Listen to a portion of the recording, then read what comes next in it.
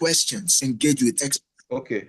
Because the value is in the room, in a replay. This isn't another class. It's not on YouTube, and no recordings will be shared. You're either in the room or you are out of the conversation. Show up, learn up, level up. This is your face that is showing. No, I don't know if you are aware.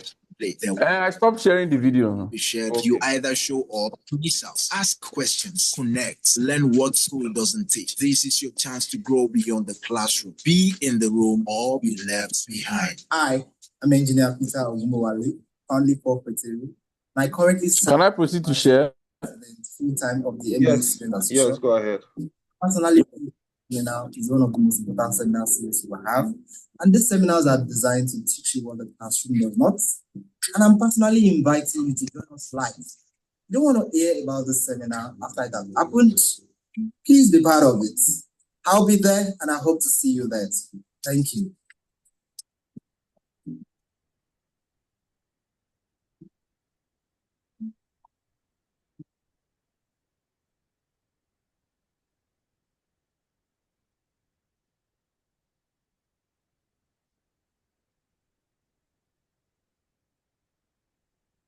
You've got the MBA, but are you truly ready for what comes next? Global career, investor ready pitch. This seminar isn't optional. It's essential. Business school teaches theory, but no one shows you how to stand out. How do you sell yourself globally? How do you really write an A+ MBA project that speaks for his hair wallets full of graduates? What makes you get what the classroom never could? Professor Dixon Ogbechi, master your MBA project like a pro. Nelson Dominic, step into global career spaces with confidence. Felix Obuji, sell your ideas like an entrepreneur. Hilary Issa, build your brand, own your path. Learn from people who've walked the path and want to show you how. And it's all happening online. No sign-ups, no stress, just value. Join us live. Ask questions. Engage with experts in real time, because the value is in the room, not in a replay. This isn't another class. It's not on YouTube, and no recordings will be shared. You're either in the room or you are out of the conversation. Show up, learn up, level up. This is what school didn't teach, but success they plan to have to play. There won't be one. Recordings won't be shared. You either show up or miss out. Ask questions, connect, learn what school doesn't teach. This is your chance to grow beyond the classroom. Be in the room or be left behind. I'm Engineer Peter Ogumowale, only cooperative. I currently serve as the Vice President full-time of the MBA Students Association. I can personally say this seminar is one of the most important seminar series we have. And these seminars are designed to teach you what the classroom does not. And I'm personally inviting you to join us live. If you don't want to hear about the seminar after it has happened, please be part of it. I'll be there, and I hope to see you there. Thank you.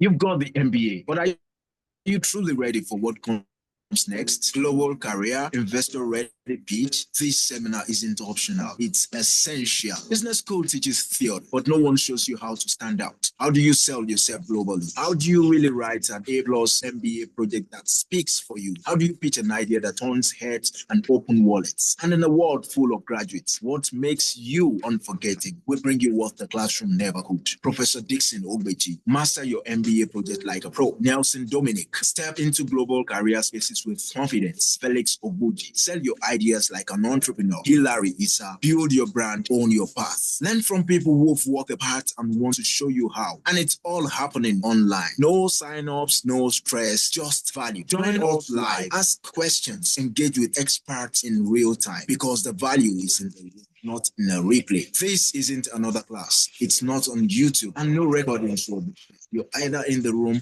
or you are out of the conversation. Show up, learn up, level up. This is what school didn't teach, but success demand. Don't plan to catch the replay. There won't be one. Recordings won't be shared. You either show up or miss out. Ask questions, connect, learn what school doesn't teach. This is your chance to grow beyond the classroom. Be in the room or be left behind. I'm Engineer Peter Ogumowale, only cooperative. I currently serve as the Vice President full-time of the MBA Students Association. I can personally say this seminar is one of the most important seminar series we will have. And these seminars are designed to teach you what the classroom does not.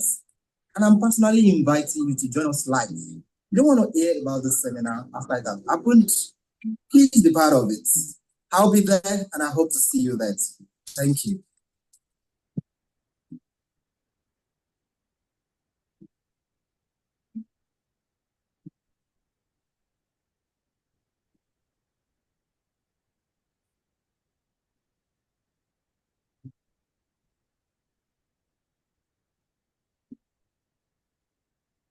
You've got the MBA, but are you truly ready for what comes next? Global career, investor ready pitch. This seminar isn't optional, it's essential. Business school teaches theory, but no one shows you how to stand out. How do you sell yourself globally? How do you really write an A-plus MBA project that speaks for you? How do you pitch an idea that turns heads and open wallets? And in a world full of graduates, what makes you unforgettable? We bring you what the classroom never could. Professor Dixon Ogbechi, master your MBA project like a pro. Nelson Dominic, step into global career spaces with confidence. Felix Obuji, sell your ideas like an entrepreneur. Hilary Issa, build your brand, own your path. Learn from people who've walked the path and want to show you how. And it's all happening online. No sign-ups, no stress, just value. Join us live, ask questions, engage with experts in real time, because the value is in the room, not in a replay. This isn't another class. It's not on YouTube, and no recordings will be shared. You're either in the room or you are out of the conversation. Show up, learn up, level up. This is what school didn't teach, but success demands. Don't plan to catch the replay. There won't be one. Recordings won't be shared. You either show up or miss out. Ask questions, connect, learn what school doesn't teach. This is your chance to grow beyond the classroom. Be in the room or be left behind. I am Engineer Peter Ogumowale, currently Prof. and I currently serve as the Vice President full-time of the MBA Students Association. I can personally say this seminar is one of the most important seminar series we will have. And these seminars are designed to teach you what the classroom does not. And I'm personally inviting you to join us live. You don't want to hear about this seminar after it has happened. Please be part of it. I'll be there and I hope to see you there. Thank you.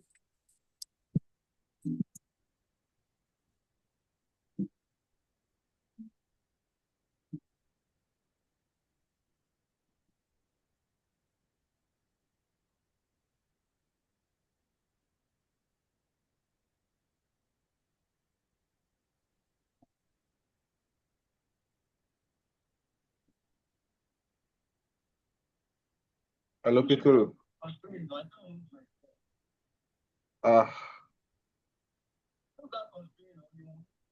didn't mute you. I didn't mute you. And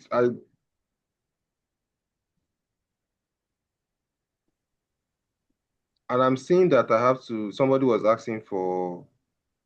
Let me see. All right. Good evening, everyone. Welcome back to day 2 of our MBA project writing masterclass. We call it part 2. Yesterday was eye-opening. Professor Oluwafemi Olaoluwa took us deep into chapter 1. And if you were present, you already know how practical and insightful that section was. Today, we are continuing right where we stopped. And if yesterday laid the foundation, trust me, today we are building the structure. This is where you discover how to align your chapters the way assessor expects, avoid common mistakes that get projects rejected, and write with the clarity and structure that earn you top marks. This section is more than knowledge, it's an investment in your academic success. Because it is time to defend.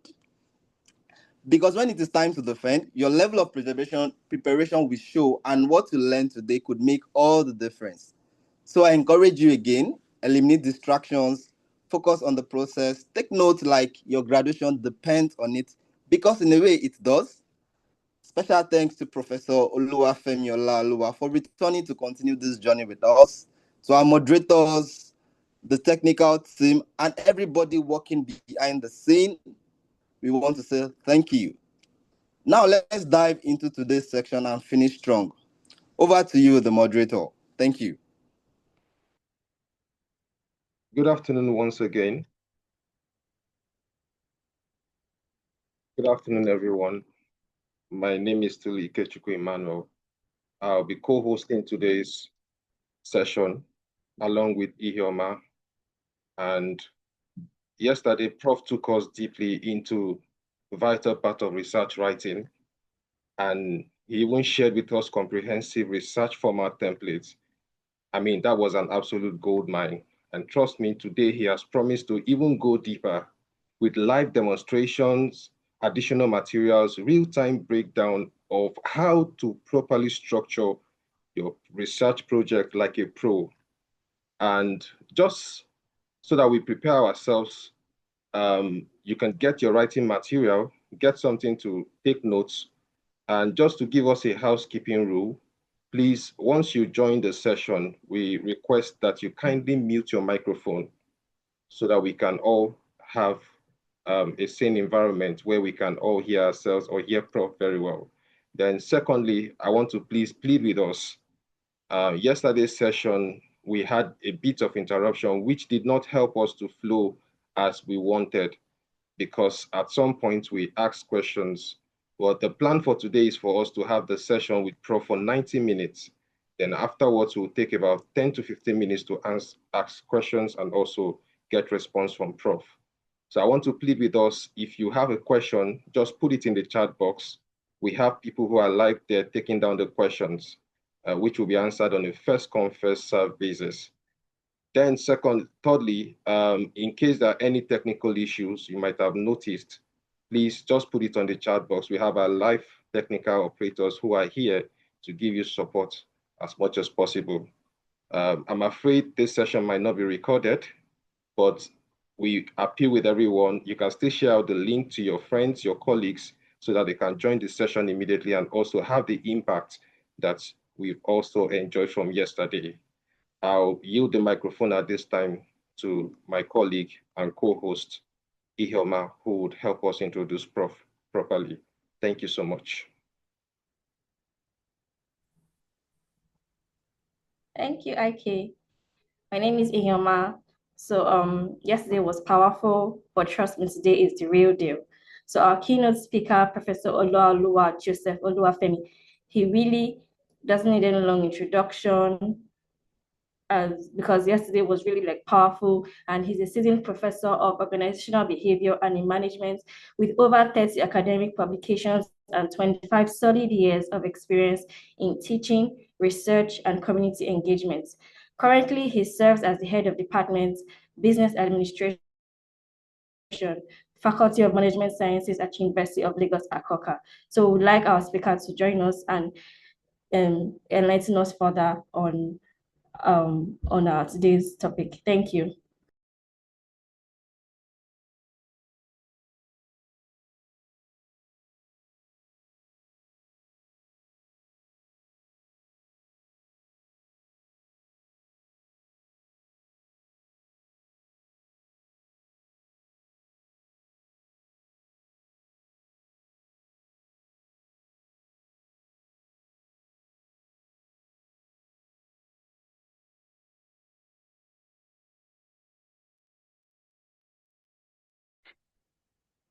All right. Good afternoon, everyone. Happy Sunday to you all. It's nice to be back here with you to continue with our interaction on Project Writing Masterclass. I want to appreciate the organizers of this initiative, and I want to commend you all for being part of this exercise. Yesterday was like setting the tone for today and a continuation of the project writing outline. All right. The outline we have with us is actually the complete outline for the project thesis. But I emphasized yesterday that the first 3 chapters are considered as the proposal stage. In that light, I will still talk on chapters 2 and 3 as if it was, as if it's still the proposal. Then I'll let you know the stage at which it transits to the actual thesis. I need to emphasize this because from my personal experience with students, they consider proposal as if it is not part of the entire thesis. Whereas, the moment you start writing your proposal, you have actually started writing the thesis. And it is important to emphasize that the only difference between the proposal and the actual thesis is that you write the proposal initially at futuristic tense. The study aims to, the researcher seeks to, and what have you, all those futuristic tenses and languages. And the whole idea is to ascertain the viability and the feasibility of the study. As soon as the supervisor is sure that that is correct, he will ask you to proceed further. And what you have been writing in futuristic tenses, the only addition and the correction you need to make is to change those futuristic tenses to past tenses. The study examined, the study investigated, the study, the researcher did this, did that. The import of that is that there is no actual difference between the time you are writing your proposal and the main thesis. So the only reason why it is called proposal is because the supervisor has not actually approved it as feasible and viable. Feasible means you can do it without any hitch anywhere along the line. Viable means it will add meaningful contribution to knowledge. And the recommendation, therefore, thereafter will be implementable. Those are the requirements. And immediately after your proposal is addressed, all you need to do is to develop your instrument. Develop your instrument usually for the social sciences, for the applied management sciences. You rely on survey because you are not doing experimental, you are not in the lab. Surveys, either using interview schedules or questionnaire. For us in the management sciences, we popularly make use of questionnaire. And questionnaire simply is an assemblage of your construct measures, your variables, your study variables, There are measures. You will put them in the questionnaire. Now, for the questionnaire, make sure it is not too long. Make sure it is not too lengthy. Make sure your variables are not too many. Yesterday, I talked about scope. So make sure they are not too many. And the reason why your questionnaire should not be too lengthy and your variables should not be too many is that respondents' attrition will be high if the items are too many. The attention span for an average busy employee or an average busy mobile customer is not more than 10 to 15 minutes. And your questionnaire should be short and clear so that one can tick short, and return to you. I have seen people presented questionnaire that are so lengthy and wordy and the sentences are not clear. All of that will result in practical low response rate. Let me also quickly use that to address the issue of what is an appropriate response rate for a research. Your response rate is a direct ratio of your population. Your response rate is a direct ratio of your population. Usually, it should not be less than 20% of your population. So if I have a population of 1,000, I should be able to get 200 employees. Now, the importance of having sufficient sample size from a population is to avoid committing type 1 error. Type 1 error occurs when you reject an hypothesis you will have accepted, meaning that an hypothesis that you will have confirmed, you are unconfirming it, apparently because you don't have enough response rate to prove that it should be confirmed. So it's very important.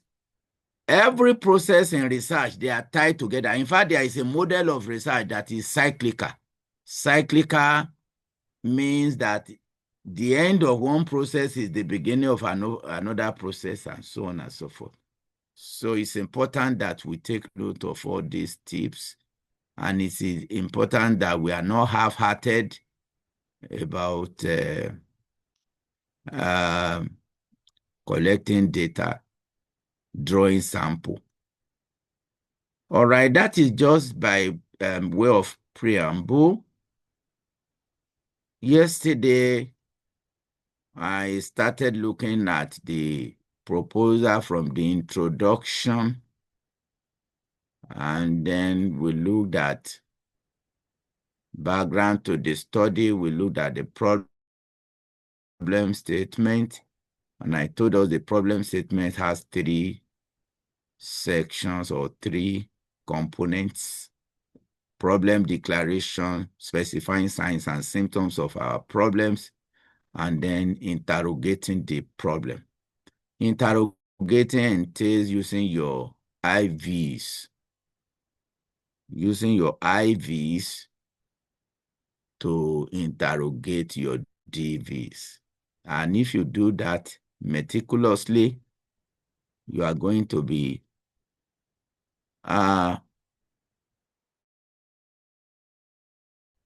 distilling that process.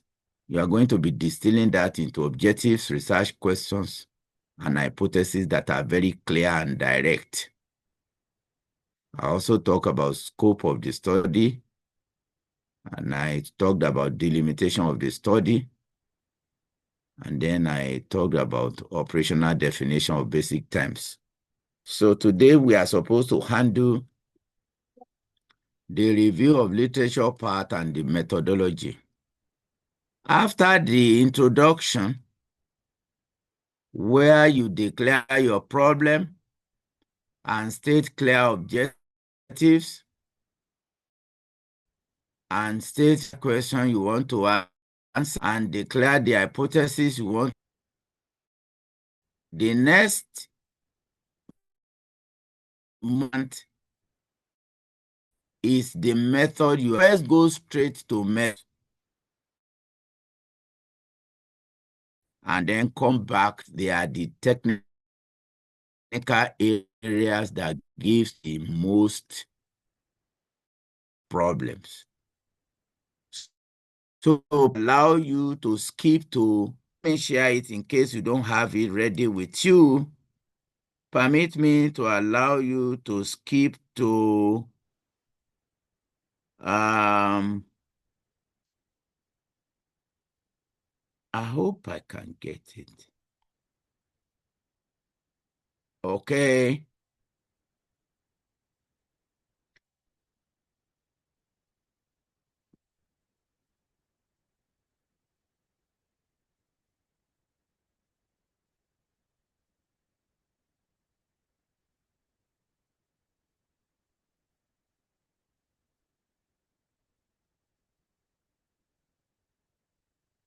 Oh.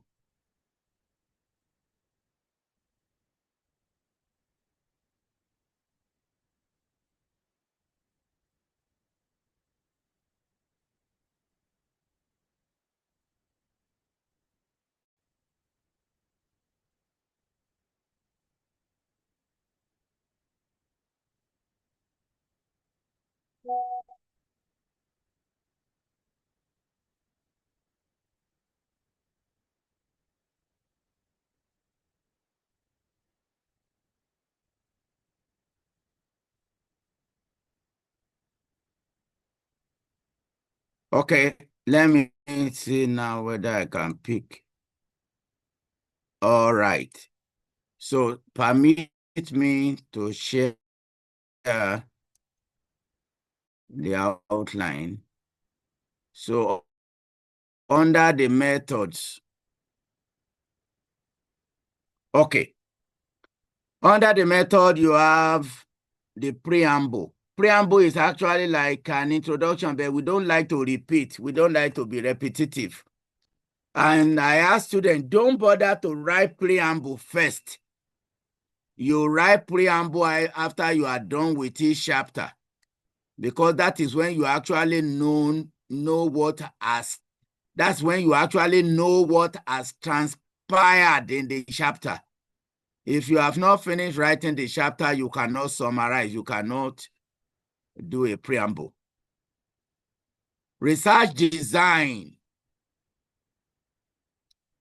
Research design is very important for your study, and many people don't understand what design is. I laughed when sometimes in the past I met a student whom I asked to explain the design for the study, and he started explaining how he arranged section and how he used graph, bar chart and pie chart. That is not the design. The design of the study is a framework for explaining your data collection, data analysis, and interpretation. Please note that and jot it down. They are short snippets. Framework for your data collection, data analysis, and data interpretation. That is what we call design of the study. A study without a good design is a study without any meaning, very weak. You cannot prove how A causes B. The rationale for having a good design is that you want to prove to your audience beyond reasonable doubt how A causes B in what you are trying to prove. How A causes B. So you must have a good design. Now, I will not have the luxury of time to start teaching designs, but I will just explain. And it is something we are already familiar with. If you pick any good book on research methodology, you will always have in any good research methodology book the chapter on research design. There are close to 19 types of designs. Close to 19 types of designs. But I'm more particular about survey design because most of our research in the management sciences is surveys. So you have to understand specially survey designs. Survey designs are broadly categorized into two. You have what we call cross-sectional survey design, and you also have what we call longitudinal survey designs. And under each of the two broad categories, you have three types each. Meaning that under surveys generally, you have 6 types of designs. And your study can fall under any of these 6 types of design. However, it is also important to counsel or advise students that they should not go to the other half of the designs. If you want to do a longitudinal survey design, what you are doing is that you are extending your stay in school implicitly. Longitudinal designs, by their very nature, are study that takes longer time to start and to conclude. Longitudinal designs are time-based. You have longitudinal design that is 25 years. You have longitudinal design that is 2 years. You have longitudinal design that is 1 year. The meaning of that is that you start the research, apply your treatment, and before you can make observation about the effect of the treatment on the outcome, it will take like 1 year, 2 years, 10 years, 25 years. So generally, we ask students to stay away from longitudinal designs. And you can just concentrate on cross-sectional. The meaning of cross-sectional survey designs is that you are collecting your data one-off.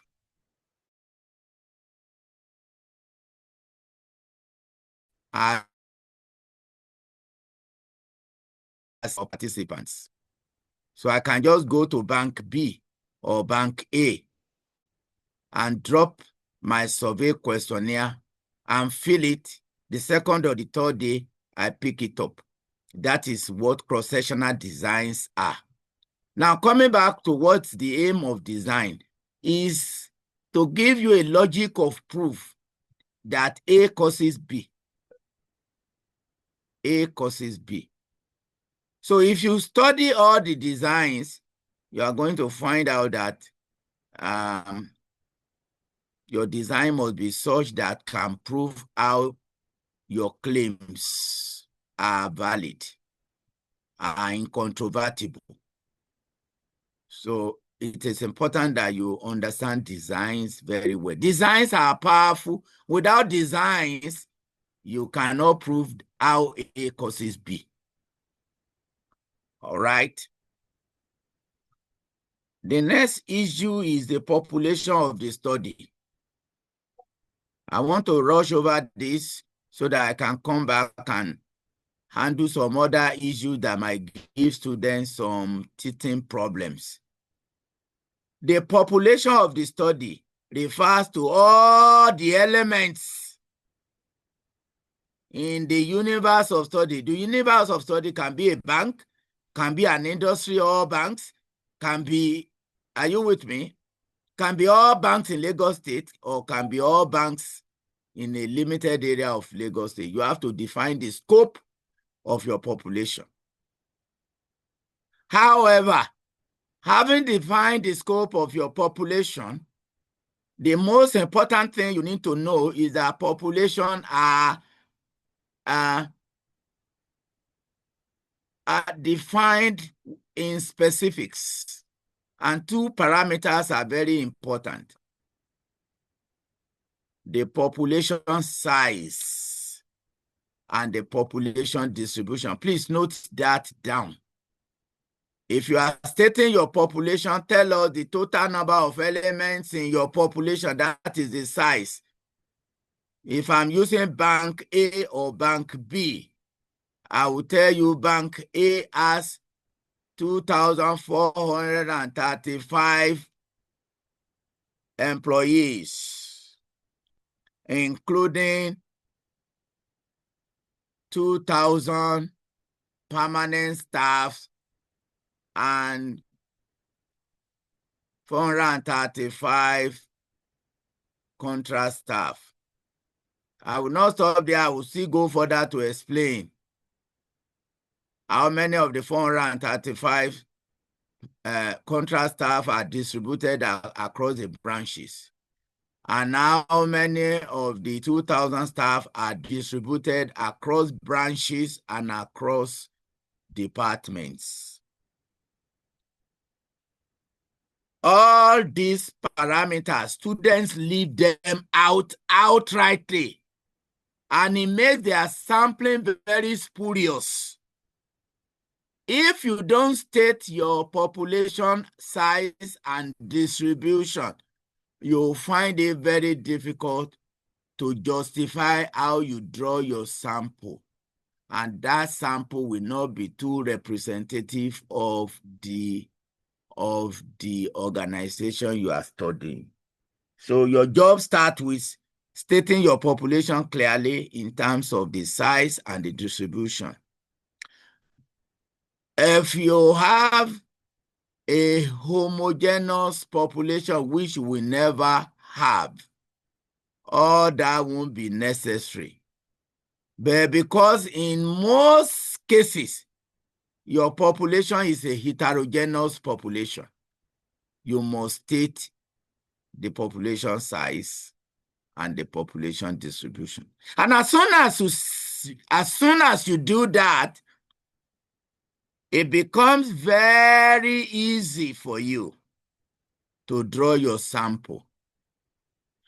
You cannot have in a department 25 employees, and you have in another department 60 employees, and you are picking 15 from each. That would be wrong. You are going to pick employee proportionate to the number of employees distributed in those departments, in those branches. That is why the details of your population, heterogeneous population, in terms of distribution and in terms of size, is very important. Of course, we ask, why do you do Why do you do sampling? You do sampling because it is very cumbersome, tedious, time-consuming, costly to study the entire population. And that is why you are relying on drawing a sample of the population. However, if you don't follow what I earlier on told us,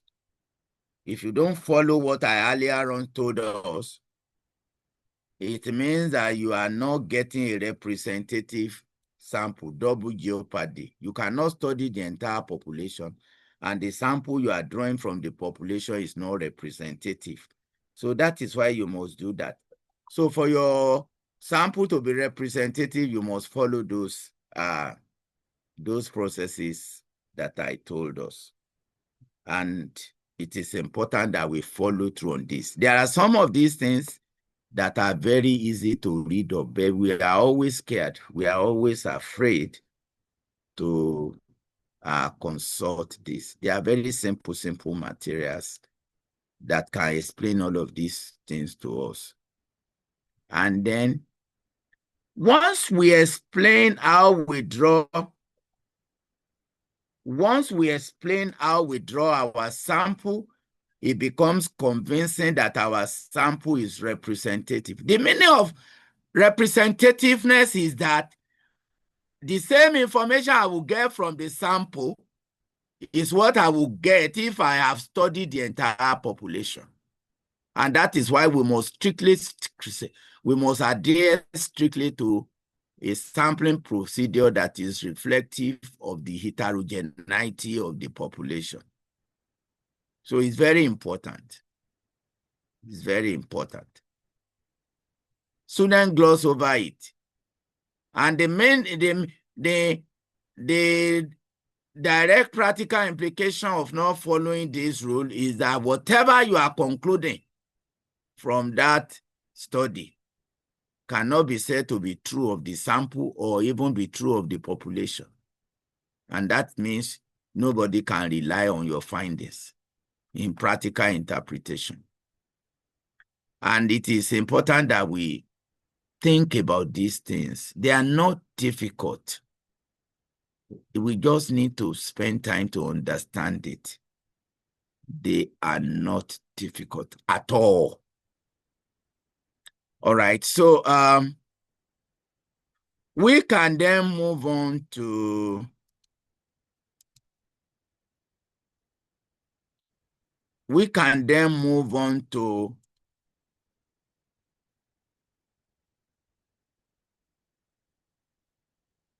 after population, we move on to the instrument, the study instrument. Like I said earlier on, the instrument is supposed to be a survey questionnaire. And another personal experience, personal observation I have from interacting with students is that students tend to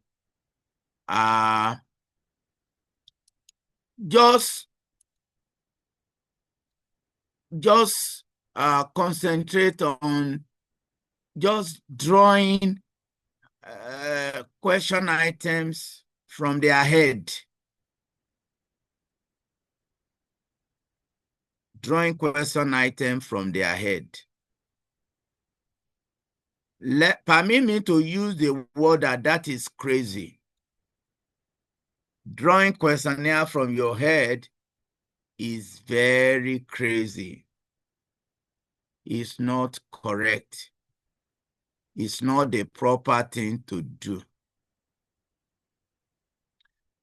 Once you do that, the direct implication is that your instrument will not be valid. And when your instrument is not valid,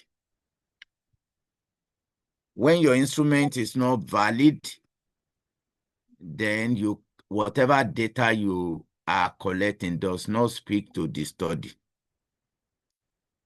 All right, so the proper thing to do is to identify all the variables in your study and list them down, list them out, and search for existing measures of those variables. Existing measures of those variables. Let me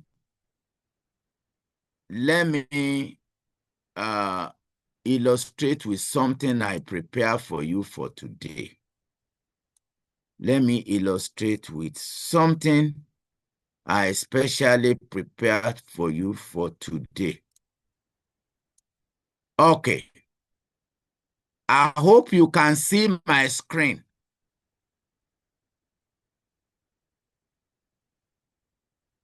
Gentlemen, I hope you can see my screen. Yes, Prof, we can see your screen. Thank you.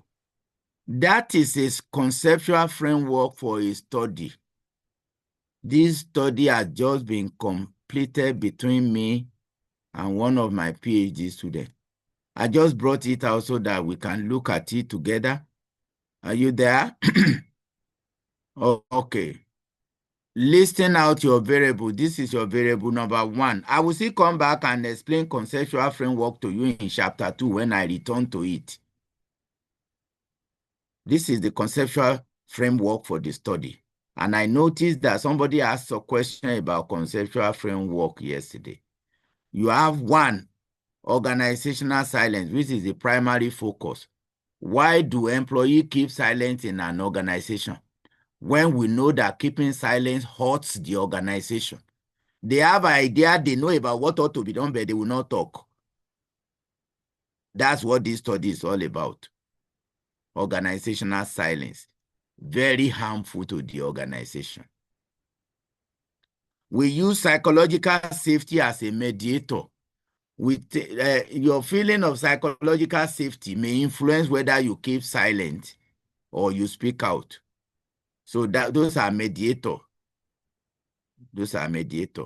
Now, the independent variables are classified broadly into 2.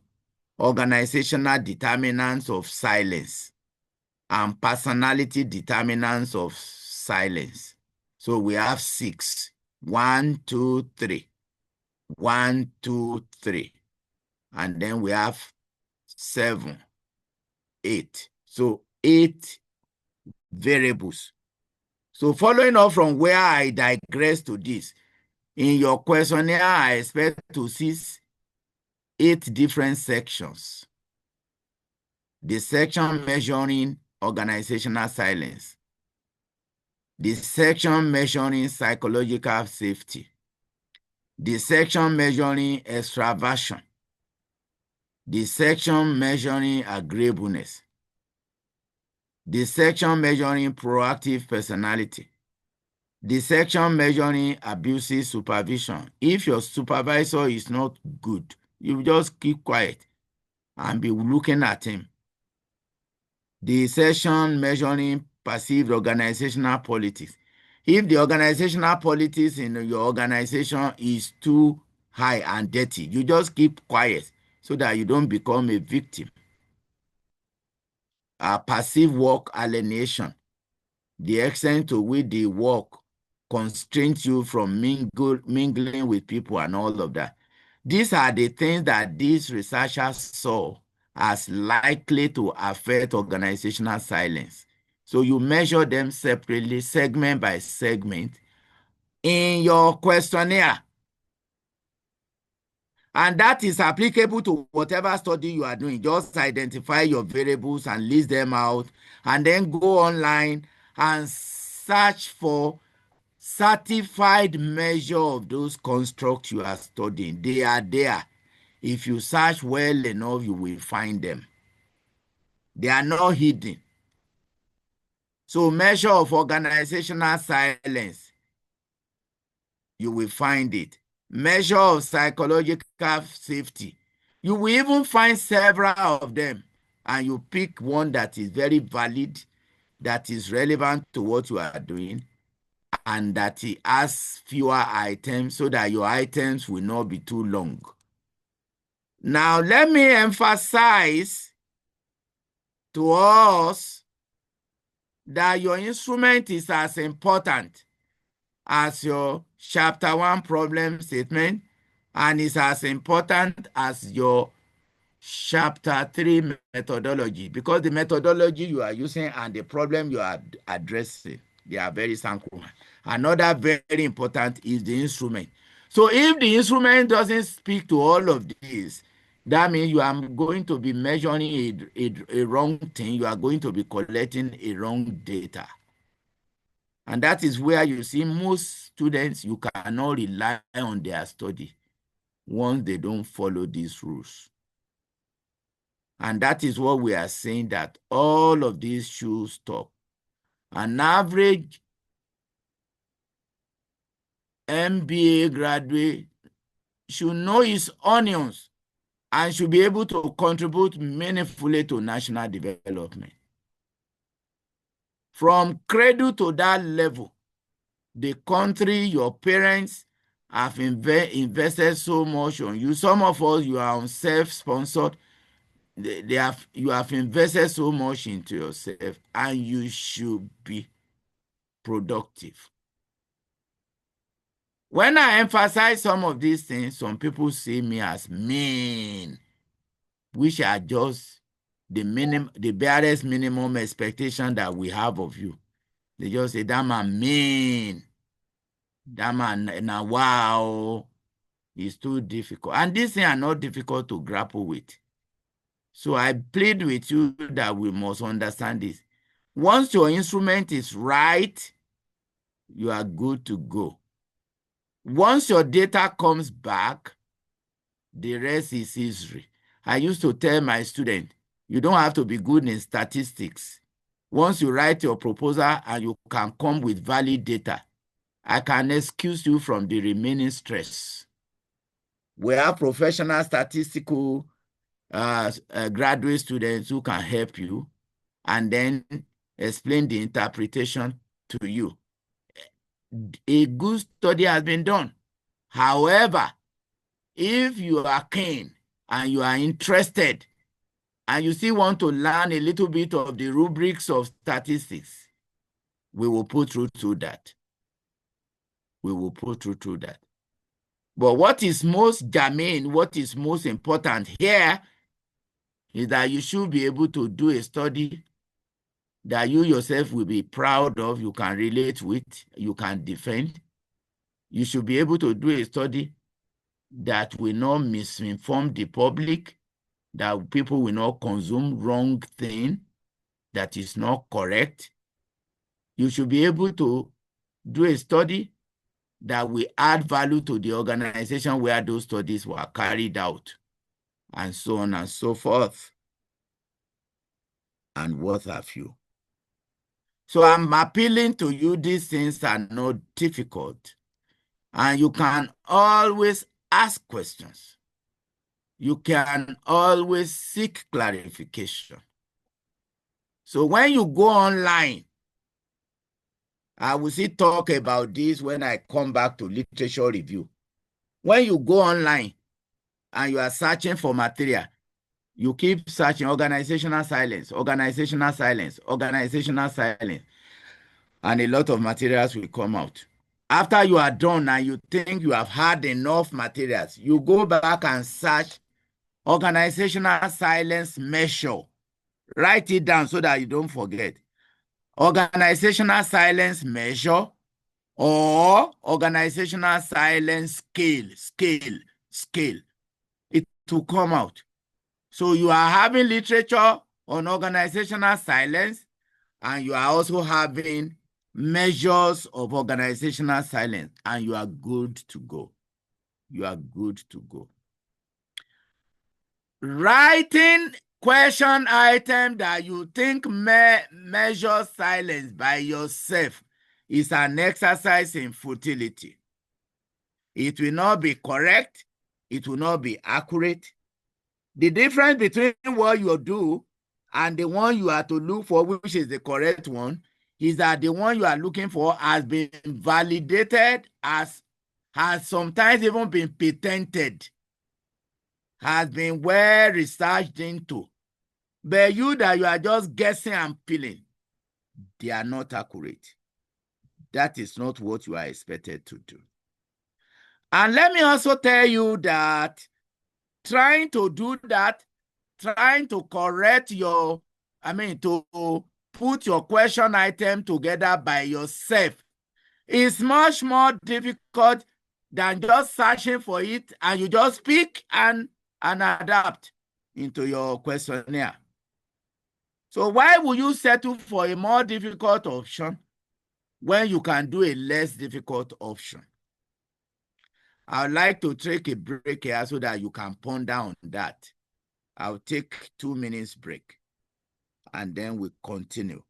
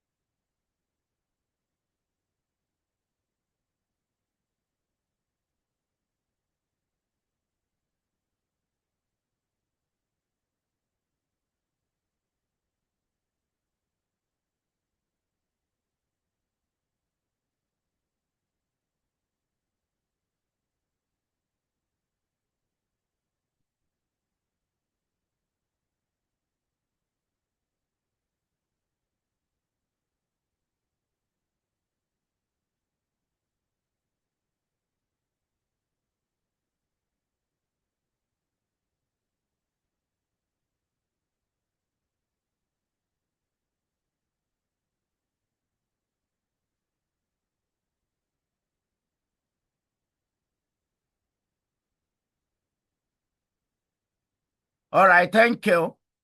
So it is a whole lot easier to search for measures of your variables online because it has been validated than to start developing one that will never be correct unless you take it through development and validation process, which is another thesis on its own, which is a rigorous exercise. Those one I ask you to look for online has been taken through those rigorous exercises. And that is why it is recommended. All right, do you have any question for me at this junction? Let's just, or we take the whole question together at the end as advised. Yes, Prof. We'll take the questions at the end of the session. Thank you. Thank you. Thank you. All right, so we can go back to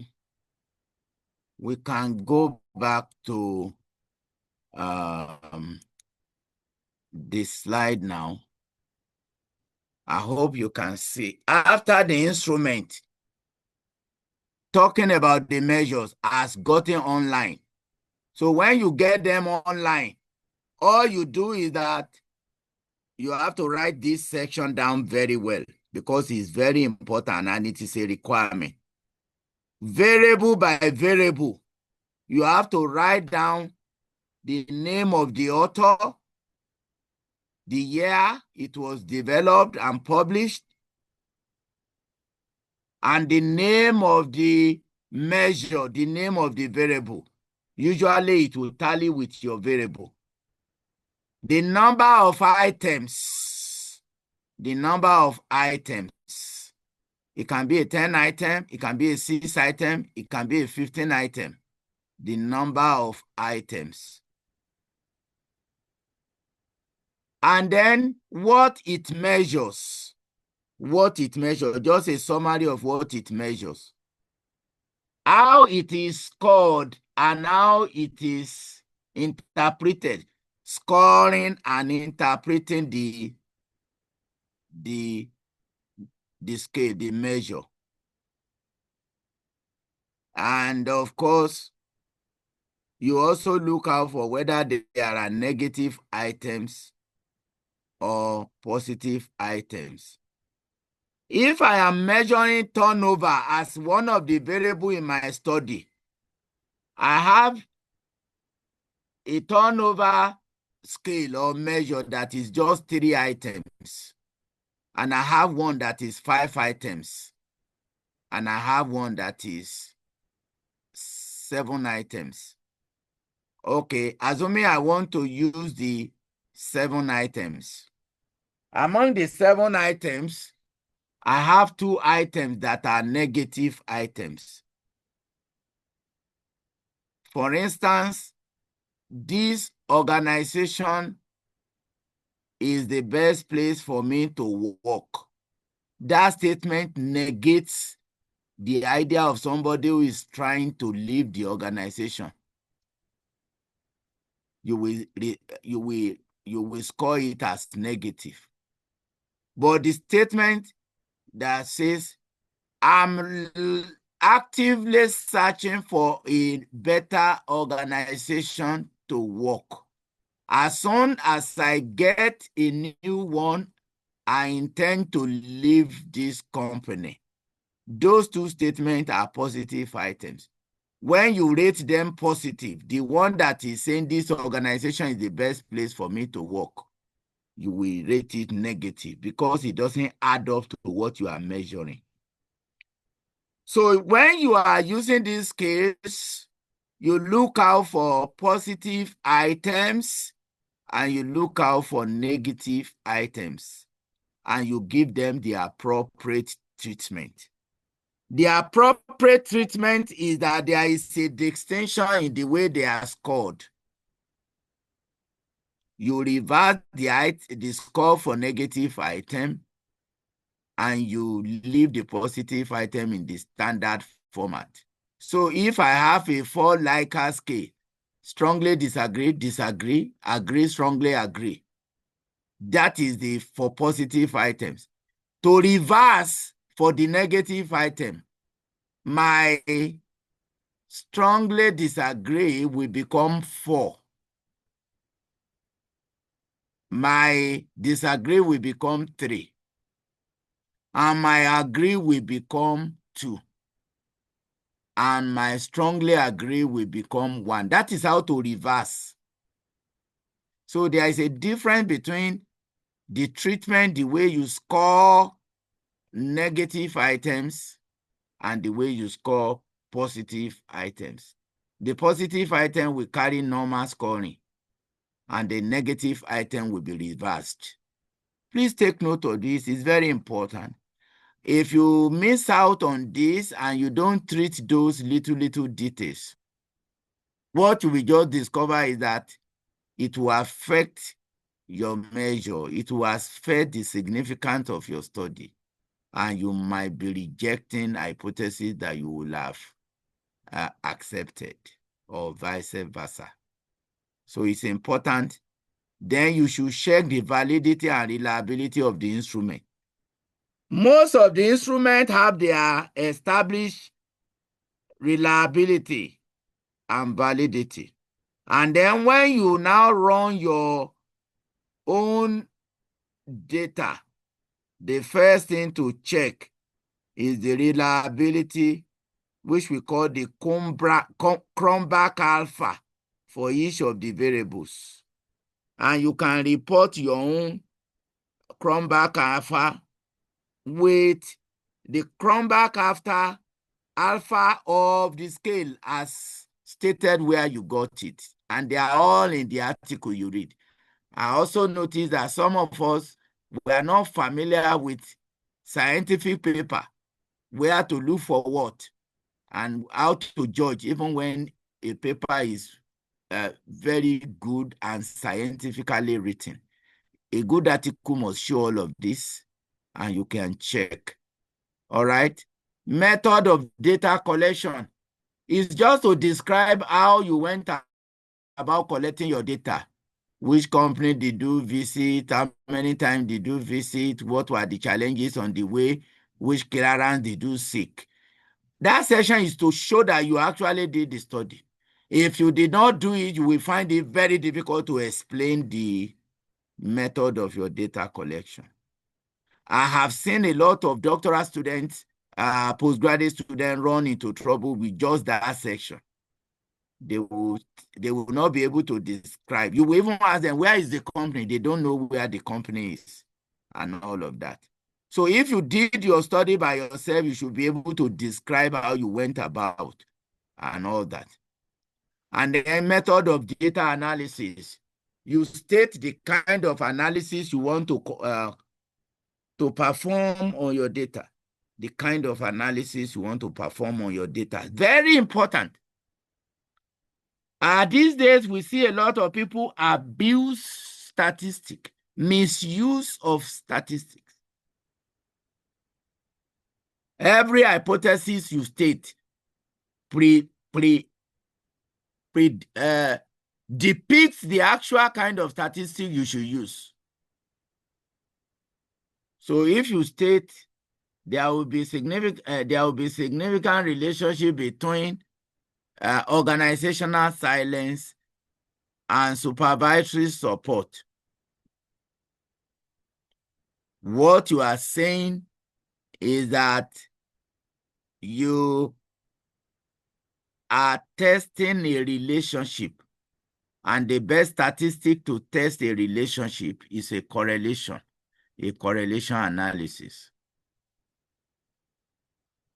But when you are looking at to what extent does supervisory support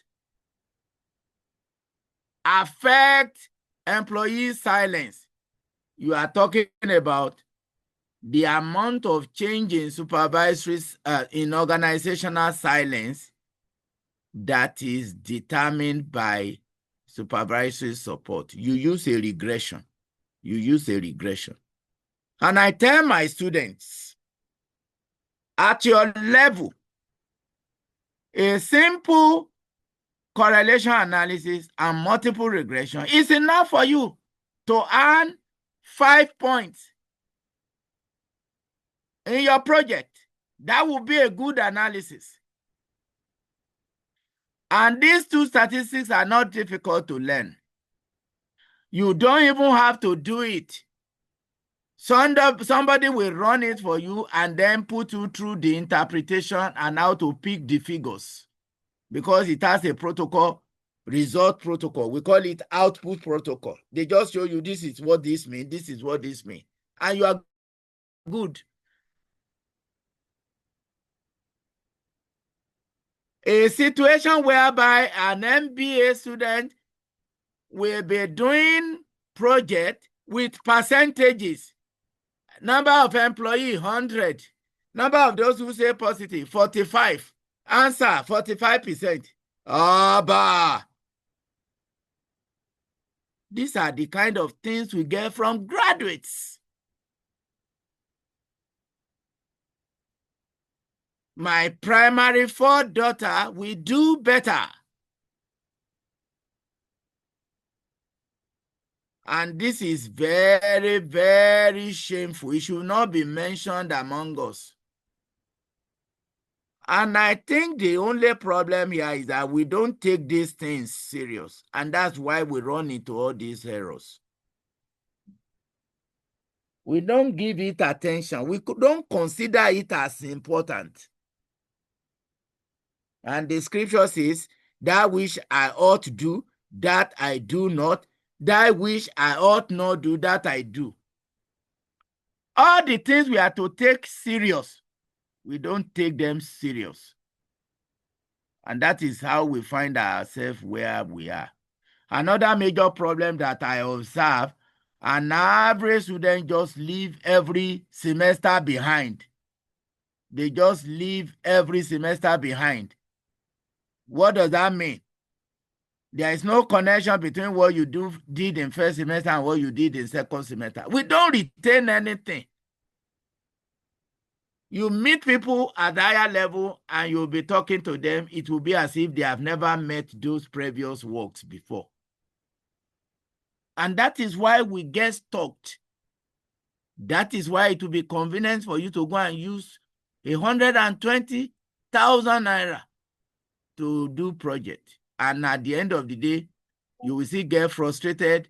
You will see be bashed. I've seen people spend that kind of money, and at the end of the day, we should tell them to go and rewrite.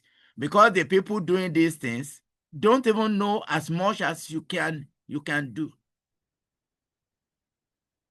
So please, I beg you, it is better you seek knowledge than to seek foolishness. It's just a counsel. I beg you in the name of God. All right, so I'll close on that. You spend the last segment to talk a little bit about ethical considerations. Some schools in abroad, some schools in Nigeria, they are what we call ethic committees, ethic board. There are some studies that you should be conscious of the ethical implication. The ethical implication. And you must know how to comply with the ethical rules. So the implication here is that if you are doing a study that has some ethical implication, you have to please pay attention and know how to handle things so that you don't run foul. You don't run foul of the law. All right. That brings us to the end of chapter 3. I can now come back to chapter 2 and round up. I can come back to chapter 2 and round up. And now I know that I have the luxury of time because I've been monitoring my time. I have the luxury of time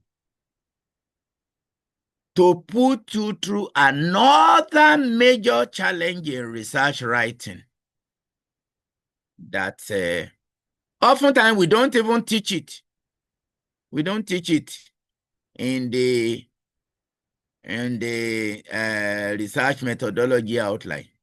We just talk about it in passing. And that is review of literature.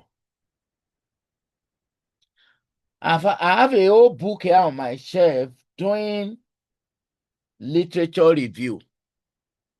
I have several articles on doing systematic review of literature.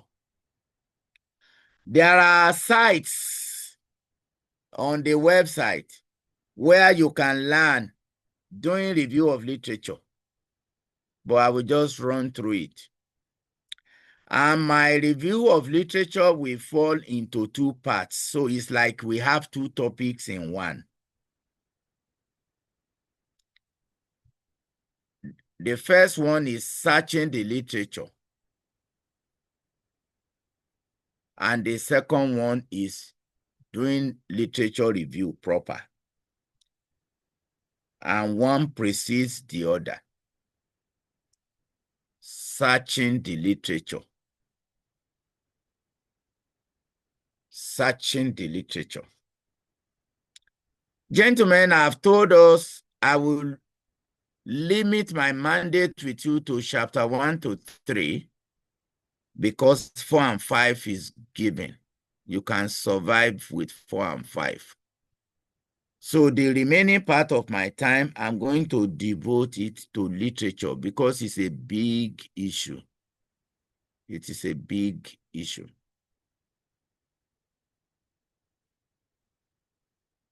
Literature is very important to research. Even though yesterday I told us that our research should start with identifying problem in the real life situation, in companies, in markets, in the economy, in industry. Yes, but soon as we have done that, as soon as we have found the problem, we now go and bury ourselves to search for appropriate literature to back the work up. That is when literature comes in. So literature serves several important purposes and benefits. It provides a guide on existing work in that subject area where you are, where the problem you want to address is, what has been done previously.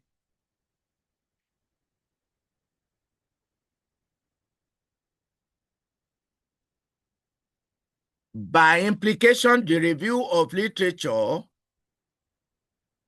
is primarily aimed at demonstrating your depth of knowledge in the research area, how conversant you are with previous scholars' exploits, what have they done before you?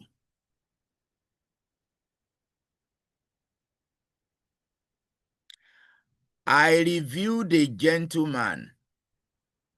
I reviewed the article. It was a blind review. I didn't know him. It was after my review and the papers were published in the journal that I now knew the person. And in my comment during the review stage, I said, of what research value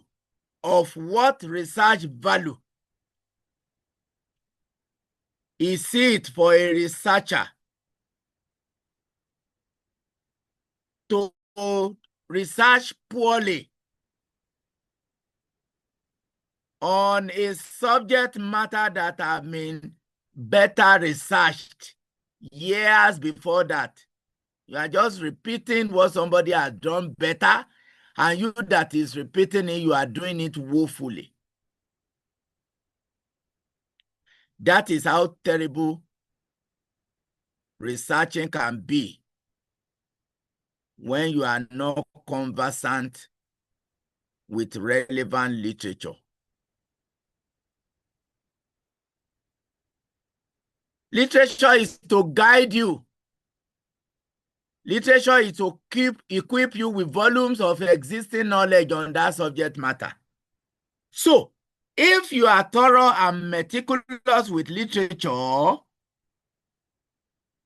you are going to be demonstrating to your supervisor and to your audience, your readers, your reviewers, how much knowledge you have acquired in that subject area, how much you know and you are aware of,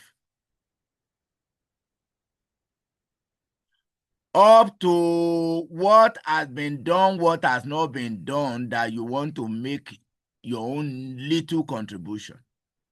Your contribution doesn't have to be big, but it must make sense. It must be something original. It must be something new addition to knowledge. So please let me underline in your note, in your jotter. Literature must culminate into contribution to knowledge, because it must open up new gaps in knowledge. Your literature must open up new gaps in knowledge. New gaps in knowledge. New gaps in knowledge. So if you handle your literature search and your literature review shabbily, you will never detect a gap in knowledge. So what I want to concentrate on for the remaining time we have is how to search literature, and how that literature will help us to identify gap in knowledge.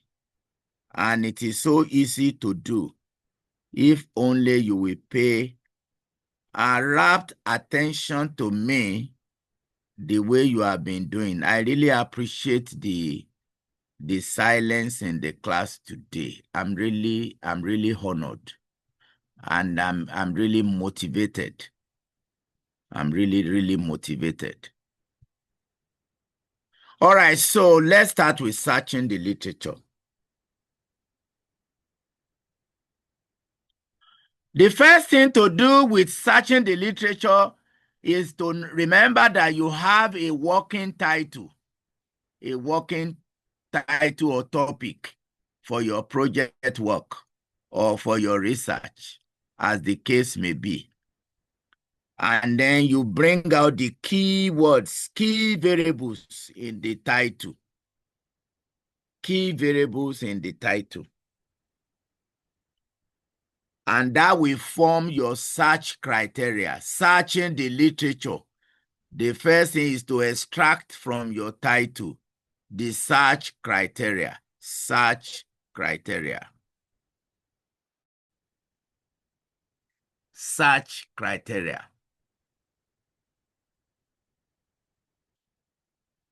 Some keywords in your title are so important that that is what you will use to search for the appropriate literature to handle.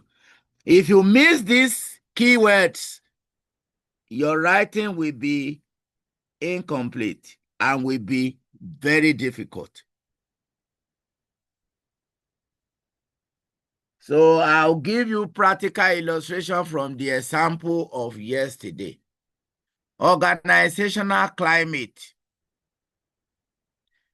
job satisfaction, and employee work engagement.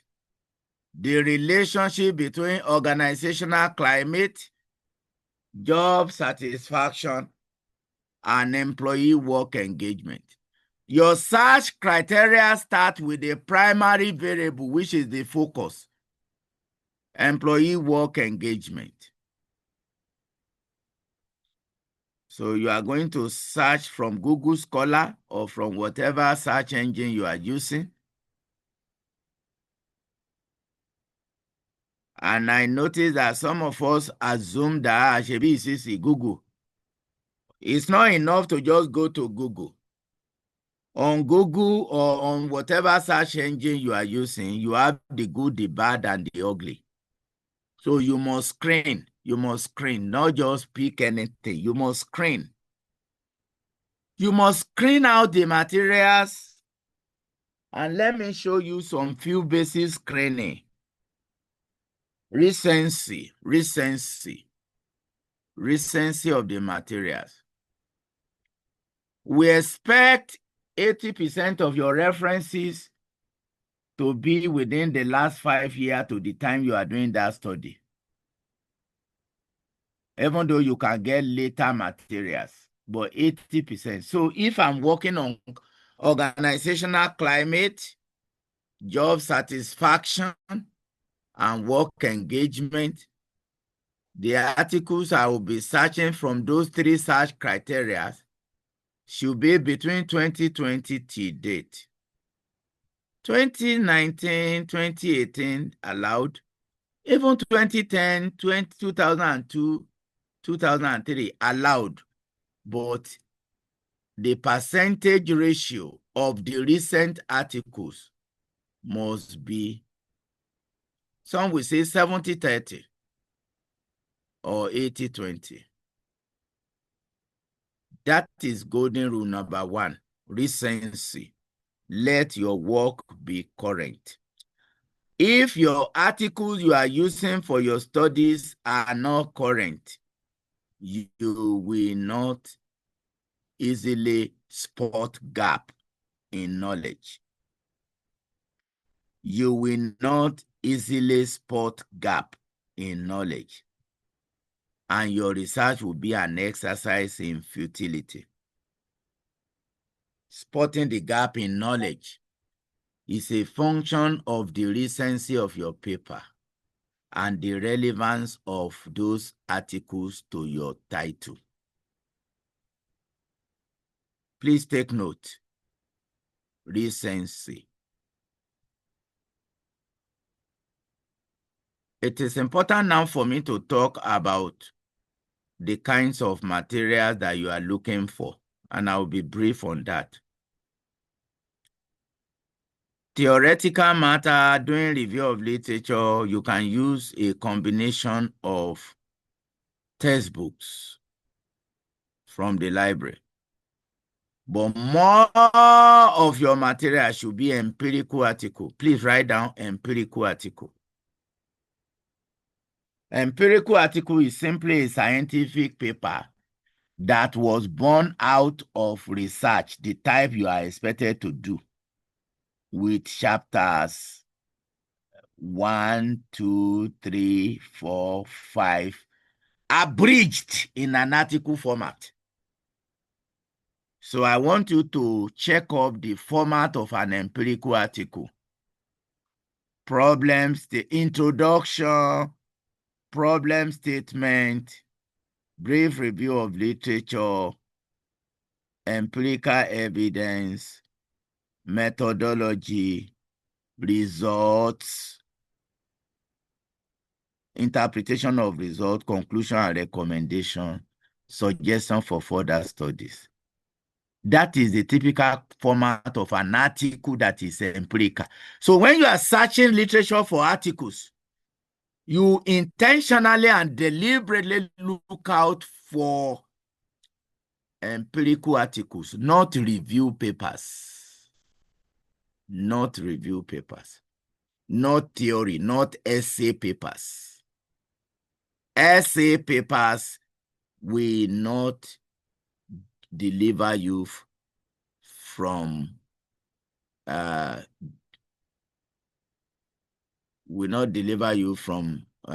writing a good paper. So empirical articles are scientific paper which is born out of the research that were done by previous scholars.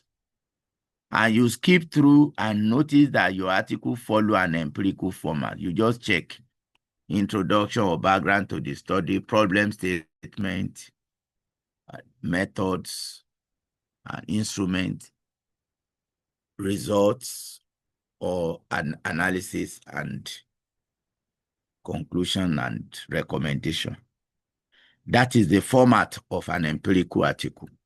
Make sure you have as many of them as you can on the subject matter, on the search criteria. And make sure they are very recent.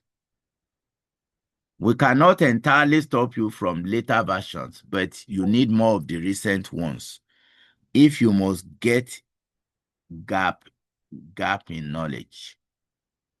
If you must get the gap in knowledge. And if you don't get gap in knowledge, you cannot make contribution to knowledge. It is from the gap you identify that you are going to concentrate your study. And that is where you are going to be able to make contribution to knowledge. All right. I want to quickly teach us the concept of backward loop search. And that is the only concept that can help you achieve what I have advised so far. Backward loop search. Backward loop search. So what I want to do now is, I don't know whether I can get Google Scholar.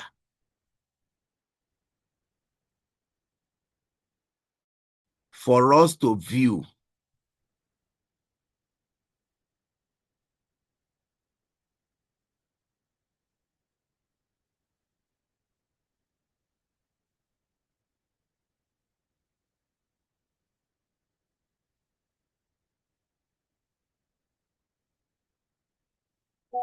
All right. I will show you Google Scholar and I will just search for work engagement, what I have been using.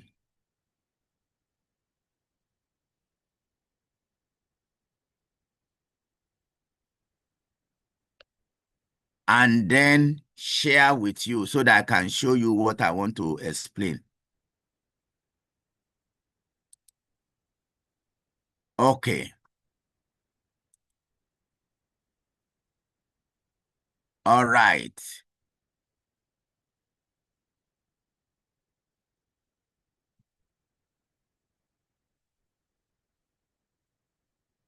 I'm on Google Scholar and I want to put you through. Can you see my screen? Yes, Prof, we can see your screen. God bless you. So I want to use this as an illustration from the example we have been playing around with. So Google Scholar, I'm there. Can you see the cursor as I'm moving it? Yes, we can see the cursor. Thank you. Yes, sir. All right. So I put on the search bar and some items came out. We call them threads. These are threads, 1, 2, 3. By default, they are 10 per page. And if you go to the bottom of that page, Are you there? You have 10 of 1, 10 of 2, 10 of 3. When you get to 10, you have looked for 100 materials. That is what you see here. Google. All right, I'm going back up. What we normally do is that you start searching from current year. Backward loop search. Backward loop search. So I click on 2025. The material will rearrange itself. So usually the current year, you will not have too many that are downloadable. So in 2025 now, I have about, all right, 5 or 6 from the 10 that are downloadable. The way to know a downloadable paper is the file extension. Look at the file extension, the blue. If a particular thread doesn't have file extension and you click on it, it will take you elsewhere. So you just concentrate on the file extensions. You concentrate on the file extension. And before you click on one, you read work engagement, resilience and turnover intention among nurses. You need to know which journal.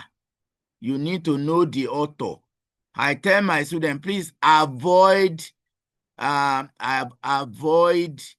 Asian, African authors and journals, and concentrate more on Europe, America, Canada. And you see those journals and the publishers. All right. This one is Springer. It's a good publisher. You can have Willie. You can have a Silver. You can have Taylor and Francis. You have, just look out for things and make sure you know what you are looking at. Then the journal should be a regular journal. Regular journal, Journal of Applied Management, Journal, Academy of Management Journal, and British Journal of Management, the British Journal. Okay, so you go and get all those frontline journals. And of course, when you are done with 2025, you click on 2024. The setting will rearrange and bring you new set of journals starting from 2024. And then when you are done with that, you go to 2023 and you go down like that. You go down like that. And as you search backward, you expand your material base. You expand your material base. And remember that you are only clicking on the file extensions. These are once you click on it and you have downloaded, the blue color change to purple, meaning that you have visited it once. All right, you keep downloading, I don't want to clutter but I need to show you a few more things to improve your search. One, you can save. You can save if you still need to come back to that material. All right, the second one here, you are looking for the reference of the material you have downloaded. That is it there. It will give you all version of existing references, and you just pick APA because your school recommended APA. Is that clear? Is that clear? And go and drop it in a personal folder for keeping your references. Okay, for keeping your references. You go and drop it. Then the next one that is so important is related articles. Related articles, you click on it, it will give you another set of articles, either that is very related to that paper, or paper after it have cited, or that the paper is cited. So you do related. When you use related papers with a search, what you are simply doing, you are searching for related materials where you can see who did what, who did what, who did what, who quoted what, who cited what. So you pay attention to all that. So you search as much as you can and you download, and then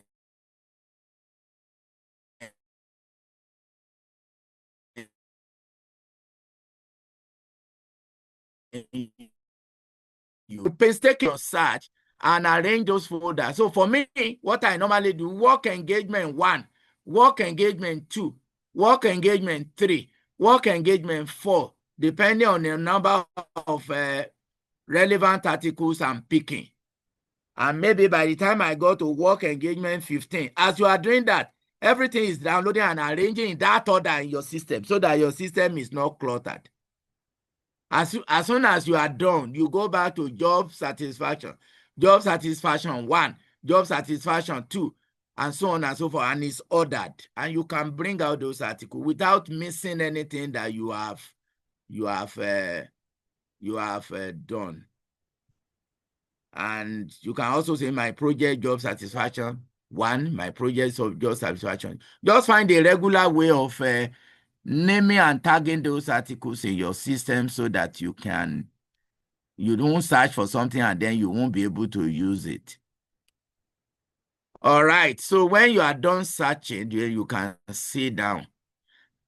Immediately after backward loop search, the next important thing is what we call chronological review. Chronological review. And what you do in chronological review is that you now bring out, usually I advise my students not to feel the cost of printing. Print out all these articles because you can work critically on them. You can jot on them. You can mark the area you need and you want to extract. You will still go and copy it in the system, but you can easily read and mark on it so that you can make progress. All right. So when you have marked the area you need and all that, then you can start your writing. But what we call chronological review now is that you are not going to be using those papers in any arbitrary order. You have done your search, backward loop search. Then you now do chronological review. You arrange all the articles in order of year. 2008, 2009, 2010, 2011 to 2025, you arrange and you start reading. If they are on the same subject matter, you will see clearly a clue, a gap. A trend, how literature have progressed, because research is progressive and incremental. Research is progressive and incremental. Okay. While you are doing that, if there is a missing link, if there is anything anybody is raising and you have not searched, you can still go back and pick it and insert it where it belongs, and you review forward. So you search backward and you review forward. That is the way you can make meaningful contribution to knowledge, because it will help you to identify gap. You'll be seeing what somebody has done, what has been neglected. You will see somebody doing what somebody recommended in suggestion for further study previously, and so on and so forth. And the meaning of the two techniques, chronological review and backward loop search, is that you are on top of literature. You are not just gambling. You are not just doing guesswork. And that is how you are bringing scholarly perspective into your research. When I read your literature review, I can determine the level of your knowledge on your subject area. I can determine the amount of work you have done. I can determine how serious and qualitative your materials are. And it is a question of garbage in, garbage out. If you search for rubbish, you are definitely going to be reporting rubbish, reviewing rubbish, critiquing rubbish. So it is important that you learn these techniques, and they are fun to do. That's what I've demonstrated to you. They are very, very interesting to do. They are very, very interesting to do. And I will also advise you that you keep a research note where you can jot things, you can. So when you do that for all your variables, You are fully equipped. And when you do this, it's a matter of time. When you do it, it takes time to bring all those materials together. But as soon as you bring those materials together, it doesn't take you much time to write. And then as you are writing, you are bringing your own perspectives and all that. And then you can really do a good job. So it's not difficult to do. All right. Regarding how to make the best use of your materials, you can download a good article and make a mess of it. So you need to understand how to make the best use of your materials. So that leads me to talking about the anatomy of an empirical article. The anatomy of an empirical article. The anatomy of an empirical article. So under the anatomy of an empirical article, you have the introduction section, you have the problem statement. When you read the problem statement, you know specifically what the problem that article is addressing and whether it's different from what you are doing or whether something is left out and all that. Then you have the section under theoretical review. What are the popular theories that people have researched in this area have been using? Are these theory relevant to what I'm doing, or am I using an entirely different theory? So you can pick your theories depending on whether they are relevant or whether you want to do the same thing or do something better, and so on and so forth. You can challenge some of the arguments of the theories. So you read the theories, you read the problem, you read the theory. Then you can also do a review of empirical evidence, previous studies, empirical evidence. Study in so year using so number of participants, carried out study and found out this and this and that. You review those evidences. Those agree with what you are doing, those that deviate from what you are doing, how they deviate and all that. So you do them chronological forward review in a systematic manner. At the end of the day, you are going to see trends of how knowledge have developed in that subject area. And you can see gaps. You can see who did what. You can see who agree with who and who disagree with who and what is your view between the two. And that's why I said you can report, you can review, you can critique, you can argue, and you can make your judgment depending on how it suits what you are doing. You can draw your conclusions. You can draw your conclusion. Okay, it is better we understand the anatomy of the empirical article. I also recommend that you should learn to include in your search, particularly for your primary DV, which is the focus. You have to review meta-analysis. Meta-analysis is a summary of empirical studies. A typical meta-analysis can summarize the research that has been done on that subject matter in the last 25 years in one article. They are written by a collection of authorities in the subject area. So, for instance, if you want to see what I'm saying, I can come here now. I can come here now and put work engagement,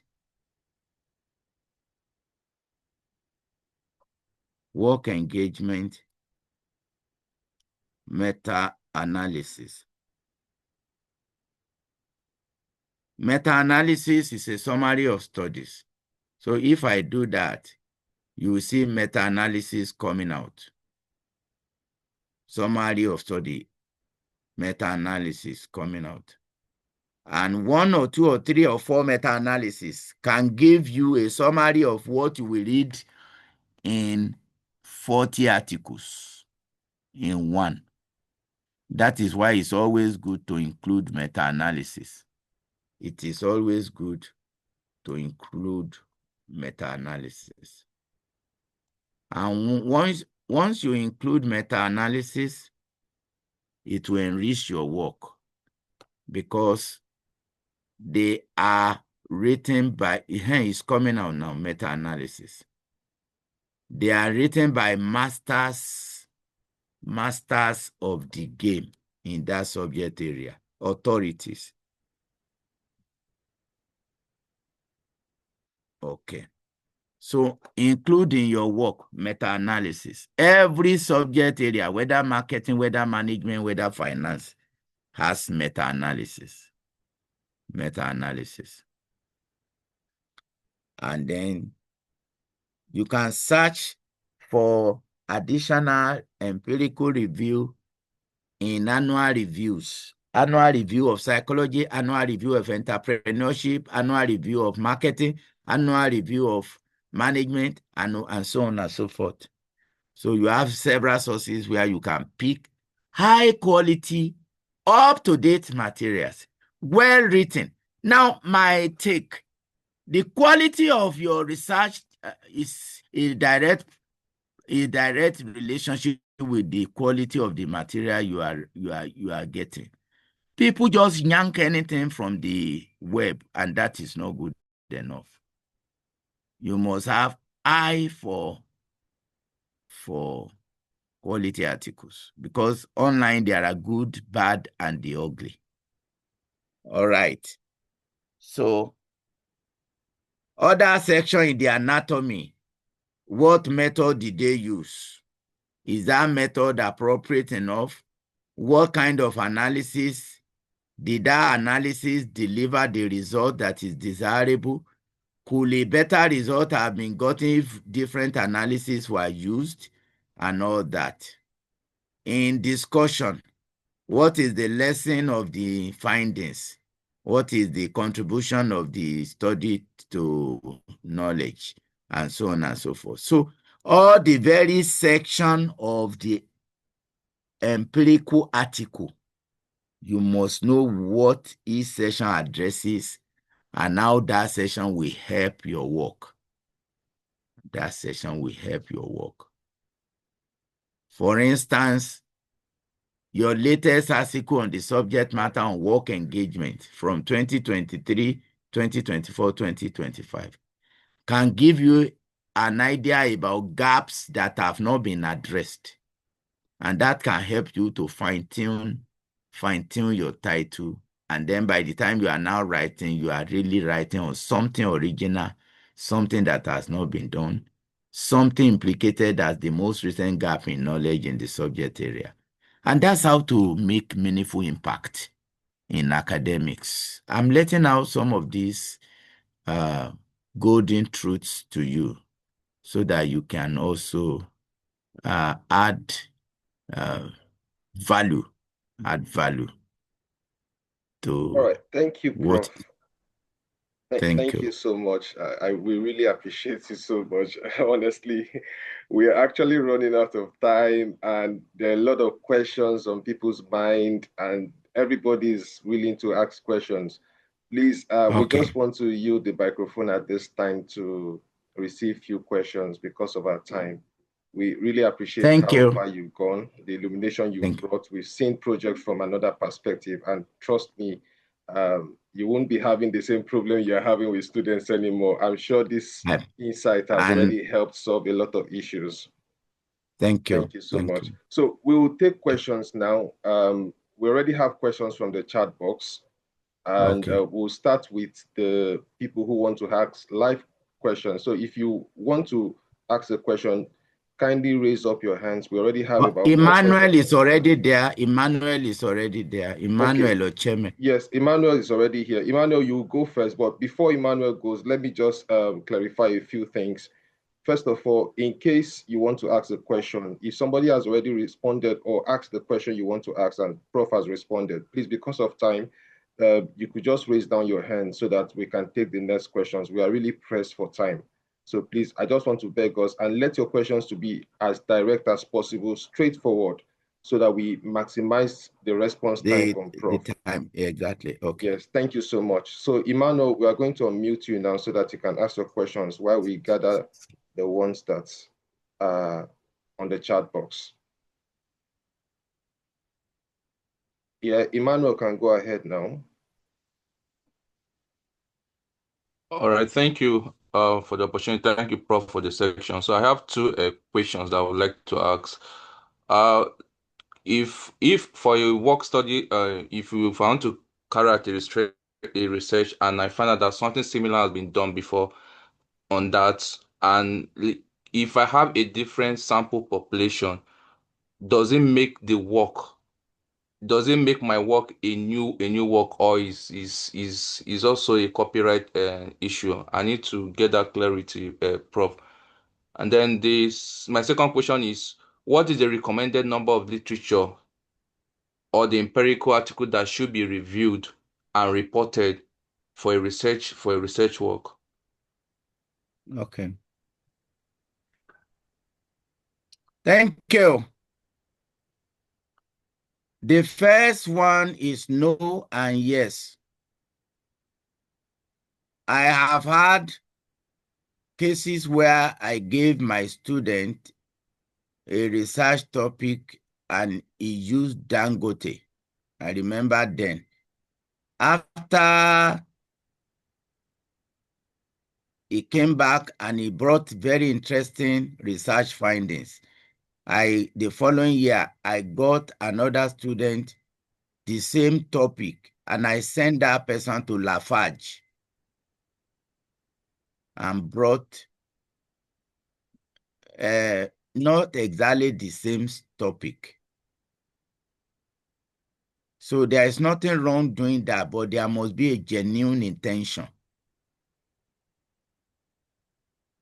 But when people will pick study and they will say they want to repeat, and what they are now doing is that they are not adding anything new at all.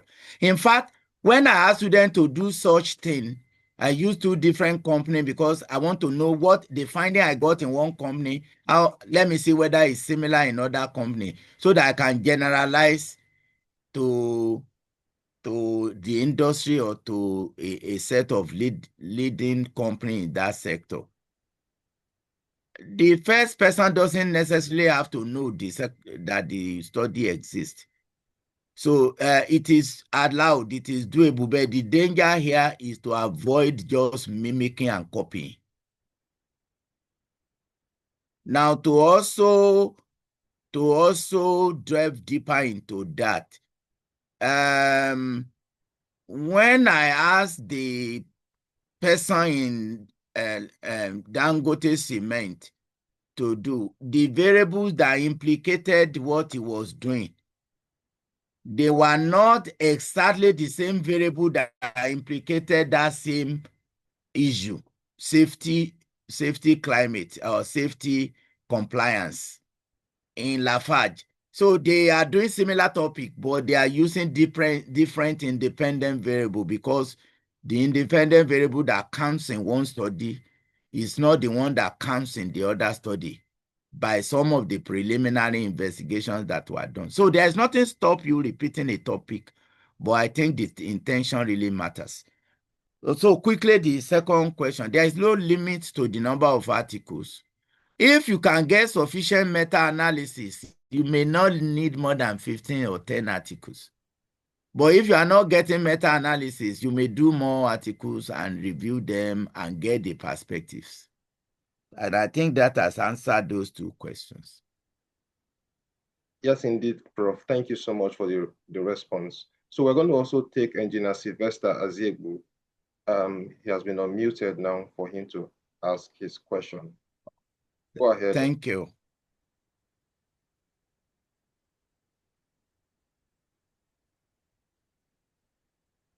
Engineer, come up because of time. Others here have questions. Thank you very much, Prof. Okay. Yes, sir. Thank you very much, Prof. And thank you for your time, sir, which is not easy, sir. Thank you. The question I want to ask is that, apart from Google Scholar, which other search engines do we have, and which is the most recommended? Google Scholar is best. for management sciences, but you also have other engines. A lot of your colleagues know some of them, even more than I do. But I'm very, very conversant and familiar. I know osun.org. I know Scholar Commons. I know Digital Commons. I know so many other.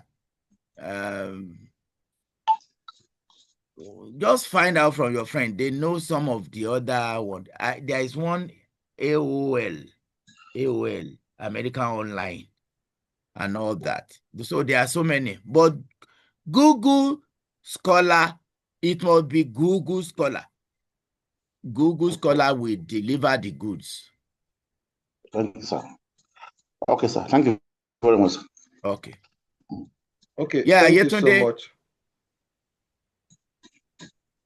Prof, yes, can we yes, Yetunde, we'll get back to Yetunde, but we still have quite a number of people on the chat box who have asked questions, and their questions have come in earlier. So we can just take 3 or 4 people from the chat box. Then if we still have time, we'll get back to Yetunde. Thank you. Okay. So somebody said, what would be the ideal sample size for a research study for financial sector? No ideal sample size. There is no ideal sample size. What is important is it must be representative of the population. Your population, your sample should be a proportion of your population size. So what I would recommend here is that you must be familiar with the formula for detecting the appropriate sample size. The appropriate sample size. So if you have a population of 2,450 population, the Taro-Yamani sample size determination might give you 356, and you can add like 100. And when you are now coming back, when the responses came back, you may be having like 270s, 280. That will be fine. That will be a good response rate. So for your study, unless it is a PhD, anything below 300 down or 200 down, depending on the size of the, but it should not be less than 160. Otherwise, you'll be committing type 1 error. You'll be rejecting hypotheses that you should have accepted. Next question. Okay, so Ihoma will help us read out the next question from the chat box.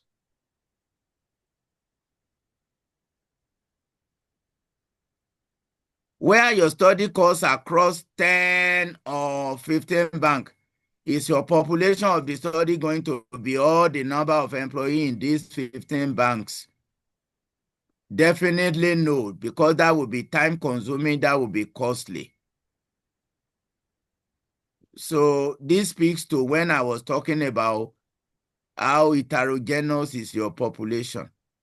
The usual approach is to say 15 banks. How will I draw the banks? And when I have determined how I will draw the banks are not the same in size, in profile, in outlook.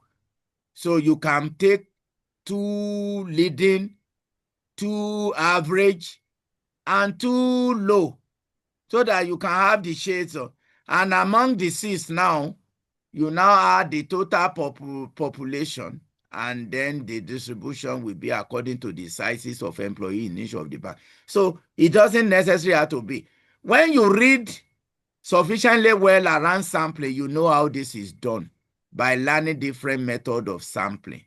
You don't have to study the entire population, but the contours, the heterogeneity of the population must be well represented. That speaks to Dada Patricia. And then If sample size is 300, it is not compulsory that the questionnaire be distributed to the entire 300. I even discourage my students from taking company that doesn't have enough employees as sample. Okay. If you have a company you are studying and the total staff is just 300, remove those you will not be able to assess. Management staff, maybe they will be about 60. That will be 220. Are you with me? Now, among the 220, attrition, 80. So that means you are having 120. So I ask people, don't go to company that you don't have large number. And surveys are naturally good for large population. So don't go for small population. You will have what we call the problem of small sample, meaning that it cannot be generalized. Problem of small sample. You cannot generalize. So somebody is asking me what is gap in knowledge. That is Owolon Stephen. Gap in knowledge. When you review articles, you see what is known and what is unknown. Gap in knowledge are usually on hitherto answered research question. Hitherto unanswered research question. Research question that all your review have not found answer to them. It keep recurring. Nobody has addressed this. Nobody has addressed this. So you must learn to create gap in knowledge. Gap in knowledge is what no study have addressed. Unanswered research question. So why is variance of population of distribution is twice of the variance of sample? Sample mean and the mean are the same. That is a technicality. You will need a statistician to attend to that. Usually, the variance of your population and samples should be so close. That is the best I know. It is when the variance are close that you are saying that, oh, there is no difference between using the sample as to when I use the entire population. That question is a bit technical and it's not even part of what that will be discussed with somebody who is taking your analysis section. So why is variance of population of distribution?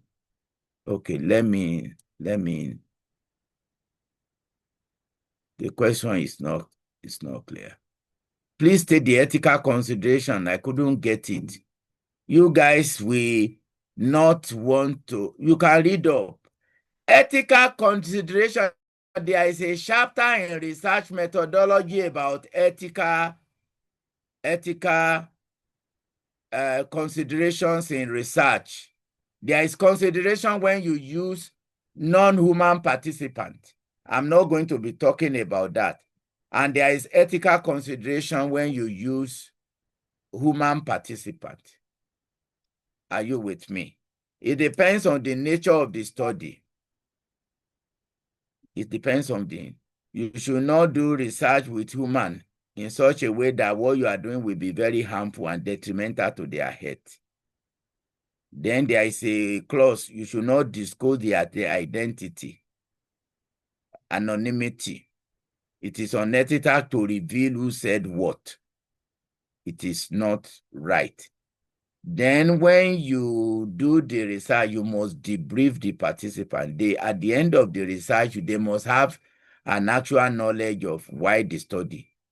Now, you don't allow your participant to know what the study is about at the beginning. Otherwise, your result, your data will not be accurate. But at the end of the day, at the end of the data collection, you must debrief them. So you read more. You read more on ethical consideration, the do's and don'ts. The do's and don'ts. You cannot torture. You cannot torture. You cannot collect data from somebody who is unwilling. There must be voluntary and all that. So the rules are there is because you have not been reading the ethical consideration in research. And they are very important. Otherwise, you go and do something that at the end of the day, your claim is subject to litigations or can even be punished by a body of committee of research committee. Can a researcher start with literature review to identify problems? You can do that. You can pencil problem down. You can also know the question look like the person was not in class yesterday anyway. You first identify problem in the real life world, and then you now go and dig deeper to support it in literature. That is Lukman Wahid. So both in real life and in literature. Don't rely solely on the one in literature. Okay, secondary data are data that are not obtained directly from respondents. Secondary data are data from records, annual reports, annual report. Secondary data are data that are not collected directly from research participants.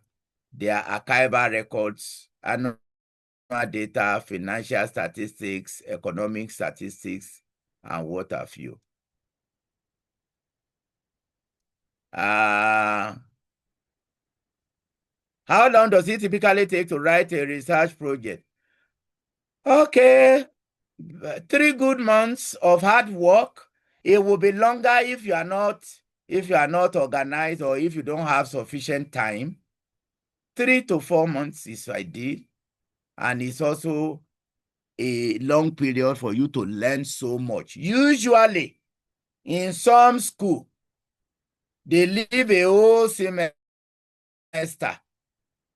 an additional semester for you to do your research. So if you don't waste time, from my personal experience, some students used to take longer, and they will even think you, the supervisor, is the problem. But they won't know that they are the one wasting time and all that. So it can be lesser for a hardworking person, but minimum of 3 months and maximum of 6 months. Because of that, we always advise that the administrative arm of the MBA should allocate you early enough so that you can have enough time. Okay, Prof, thank you so much again. Let's just have one last question from Lukman Wahid. He's asking, can a research start with literature review to identify problems that form the problem statement of the introduction phase of the project? And that will be the last question. I see Yetunde has already dropped off her hands. I believe her question has already been addressed, and that's a very good thing to do. So, Prof, if you would answer this last question, would then have you wrap up. Thank you so much, sir. If you are doing review of literature and you have not defined the problem clearly, and you have not identified objectives, and you have not stated research question, it might be an exercise in futility. So doing review of literature will be ideal after you have started your chapter 1, you have stated the problem and all that. The same literature you have read and you have extracted what is relevant for the introduction before you now go back and read again and start doing more intensive review of literature. It's also a matter of style by different researchers, depending on their previous knowledge of the subject area. So it is a yes, it is a no. For your level, it is a no. Start with the introduction, and then you can go back and do further intensive review of literature. If you now finish review of literature, and from the gap you are identifying, there is need for you to modify even the problem, modify the objectives, modify the research question. It is allowed. It is recognized. So there is no one direct answer. I want to thank you guys for this honor to share my little experience with you. Thank you so much, I Prof. pray that I pray that you will profit from it, and we will all gain from it, and we will all be happy together. Thank you. Thank you, sir. Hello, Right. Prof. Thank you very Thank much, you so Prof. much for your time. I don't know, we want to give you additional, say 5 to 10 minutes. If you have anything to round up concerning what you've shared so far, I think we can give you just that benevolence of 10 minutes to just round up. I know you still have so much to tell us, but if you know you are done, then it's fine. We can continue with the other part of it. There is no end to this discussion. Maybe the additional things will be to let you know that the best you can do on project writing is a matter of self-motivation. Self-motivation. It is also important that you pick a topic that you are curious about, because that curiosity and interest in it is what will sustain you. You must have. There was this student that was so curious, and I just allowed him, and by the time he finished the study, he felt like continue, and he did a good job. So interest really matters. Show interest in the problem in the world around you, and that interest will carry you far, will help you to do a good research. However, because of the interest, don't allow the interest to be so inordinate that it will bias your thinking, it will bias what you are doing, and then don't have a premeditated expectation. We used to say in research parlance that a researcher must put up a veil of ignorance, even if you have a hunch or what would be the most likely answer, pretend you don't have any hunch. Otherwise, you won't know when you are getting biased. You won't know when you are getting biased. I also like us to remind us that following some of these tips and golden rules is so important that if by any error we don't follow it and we do research that are not honest, that are not reliable, that are not, it's like giving a pill of poison to the public. A pill of poison. When you come up with conclusions and people are likely to take it, for the advanced researcher, they know they will take it with a pinch of salt or reject it that this is not true. But for the naive, for those who are crazy for knowledge, for those who still want to learn and start, it's a pill of poison. So we must do whatever we are doing with sincerity of purpose and with the fear of God. I want to thank you immensely for allowing me to emphasize on this. And I think I want to bow out for now. Thank you so much. Thank you very much, Prof. We really appreciate you for your time and the wealth of knowledge that you shared.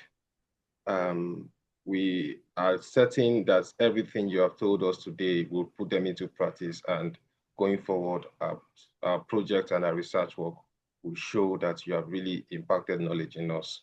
Once again, thank you. We appreciate you.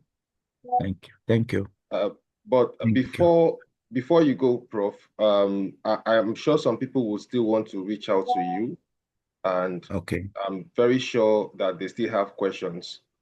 What I'm suggesting here now is that perhaps if we have any such persons who still have concerns, just even as our president mentioned yesterday, we will find a way to reach out to you and also let you know the concerns they're having. And I'm very sure you'll be very helpful to support us in that regards. Definitely. Thank you once again for your time. Thank you. God bless you. All right. I would like to also appreciate some special people who have helped us to make this series of MBA program a very, very remarkable one. We have first Joba Niger. One of the things that they do is to ensure that we have, they provide a platform for job seekers in case you're looking for a job, and their website is already on the screen. So apart from that, they also provide support with IT, tech phones, and any resources you could think of. So please just ensure that you reach out to them in case you have any inquiry about jobs or you want to get your gadgets. They are always available to support you. Then we also have Alpha The Rock. They're a printing brand. If you see most of the posters we put out, most of the flyers and all that, they supported us massively for this program. And of course, we also have Reforce Studio. Reforce Studio is the media team that supported us throughout this whole series. I'm sure some of us would have seen the promo video that gone out and you are impressed about what you've seen. Please, you can also reach out to them and engage them. Their details are on the screen, so just try to reach out to them. And of course, we have people who also supported financially to see that we are able to bring in our facilitators. Trust me, it's not a small thing putting up an event like this. There's a way you need to also reach out to people and let them know that we appreciate their sacrifices and financial resources cannot be taken out of the contest. So for one, IK Motion, myself, I've also supported in this regard. And I'm also putting this open to every one of us because we still need more support. We can't emphasize that the support we received is enough. Please, next week Saturday, we are bringing in seasoned professionals, and your little contribution can go a long way to ensure that we keep our facilitators happy. There's no way they would have finished like what Prof has done here today, what he has released here today. Truth be told, if we are going to pay for seminars like this and sessions like this, we would have coughed out a lot of money. But we know definitely that Prof is just doing a pro bono service, but at the same time, we must appreciate them. We must show them gratitude for whatever they've done and the knowledge that they've impacted. So please, the account number of the MBA Association is on the screen right now. We use money points and the account numbers are spelled out here. You can just do a screenshot and please just help us, support us. Make sure that this program is a success. Your little amount will go a very long way. You can never tell, it will go a long way. We really need that help. We really need that support just to keep our facilitators happy and make sure that the program is well delivered. And we are trusting and counting on your support for that. Thank you very, very much. All right. So without wasting so much time, I would just like to bring the session to a wrap. And I would like to give us a hint of what is going to be happening next week, Saturday. Trust me, next week, Saturday is something you don't want to miss at all. By 10 a.m. next week, Saturday, being the 3rd of August, 2025, every one of us should be here. We are talking about Pitch Perfect. It's a series that would discuss how you can sell your brand, how you can sell your business. And believe me, the MBA Association is not joking. The caliber of facilitators that are coming in for sessions like this, they are not ordinary facilitators. We are bringing in Felix Obuji.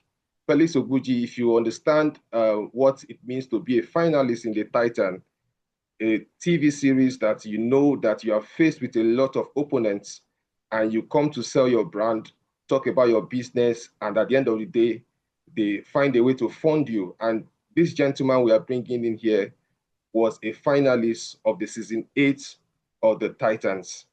And he has so much to offer us. As a matter of fact, Felix has mentored nothing less than 15,000 people. And he's doing well across all the continents.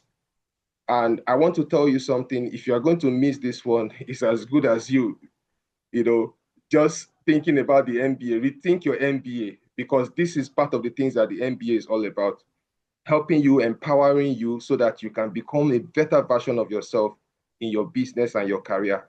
So I want to plead with you. The links will be going out. The flyers will also be going out during the course of the week. Help us share the flyers. Help us talk to people. Help us discuss with as many people as possible. Let them know the importance of this series. The team has put in a lot together to make sure that we impact and create something that would last a long time. Even if this is the only thing you achieve in your MBA session, trust me, you have achieved a lot. So please, Saturday by 8 a.m., by 10 a.m. rather, we'll all be here and we'll have that session. So thank you so much once again. And I'm going to yield the microphone now to our General Secretary, Lando, to give us the vote of thanks. Thank you. Thank you. Thank you so much, Ikechukwu Emmanuel. Good evening, ladies and gentlemen. I want to especially thank everybody. To the hosts, specific thanks to Professor Olaoluwa Oluwafemi for his remarkable depth of knowledge on the topic, clear delivery, and his practical guidance he has shared with us today. Also, his commitment towards teaching us has inspired us. Personally, I would say for me, I've learned so much, especially being the phase we are currently writing projects and all that. And even for the year one students that you'll soon get to that phase, and just imagine having to get the ingredients of what you would need even before you get there. Really want to thank him for his time. Like Ike said, I'm sure it's not something that you can quantify in terms of money, so we really want to thank him. I also want to give a shout out to our moderators, the planning teams, the technical crews, our sponsors. Without them, this section would have not been made possible. They've made everything very seamless and worth the while. I'm sure everybody that has joined have one way or the other benefited, and it's all thanks to them. Also, from the executive, thanks to everyone from the executive. A special thanks to our Vice President for spearheading this program. That's the person of Engineer Peter Gumbawali. Thank you for bringing up such an innovative thing for the MBA community. We are truly blessed. And these are the things we promised during the time we're coming on board. And we're happy that we are able to impact the MBA community other than just the regular classroom learning. And to every student, every manager that have tuned in, we want to really thank you for your time, because without you, this would not have been made possible. We thank you so very much for tuning in, for giving a listening ear to the questions. The questions have been particularly been very helpful, shows that we are all paying attention to the section. We thank you all very, very, very much. So let's not forget the Pitch Perfect seminar for next week, Saturday. We'll be hoping that we come in our numbers to make it a memorable section. Thank you so very much for the time. Sir, Mr. Oluwafemi, we really, really want to thank you. Thank you. We are very, very much appreciative. Personally, you are even taking us, that's my stream, you are taking us a course, and I know how much I learned during when you teach us and all that. So it's also good to have you on board to take us a different section. Thank you so very much. We're looking forward to seeing everybody on Saturday, and let's have a wonderful time today. Thank you so much, everyone. Thank you. God bless you.